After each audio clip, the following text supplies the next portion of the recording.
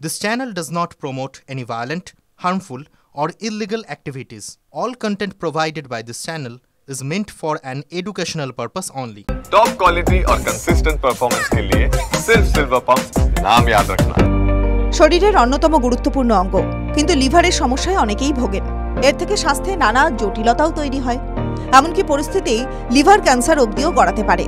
তবে লিভারকে সুস্থ রাখতে ব্ল্যাক কফি যে এতটা উপকারী হতে পারে এ যেন ভাবনারই বাইরে। চিকিৎসক অবশ্য তাই বলছেন। দিনে চা কফি কার্যত প্রত্যেকেরই প্রয়োজন। সেটাকে যদি লাভজনক উপায়ে ব্যবহার করা যেতে পারে এর চেয়ে ভালো আর কি হয়। ঘুম থেকে ওঠার পরে কফির কাপে চুমুক, যারা কফি পছন্দ করেন তাদের কাছে দুর্দান্ত অনুভূতি। বাড়তি এনার্জি পাওয়া যায়, মন ভালো হয়ে ওঠে, আর দিনের শুরুটা ভালো হলে বাকি সময়টাও দারুণ কাটে।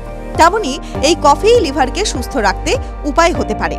ডক্টর সাইরাস অ্যাবি ফিলিপস, যিনি লিভার ডক্টর নামেও পরিচিত, তার মত এমনই। লিভারের সুস্থতা বজায় রাখতে কফি সহজ উপায় বলেই জানিয়েছেন। সোশ্যাল মিডিয়া এক্স হ্যান্ডেলে কফি পানের নানা উপকারিতা নিয়ে বলেছেন লিভার ডক্টর।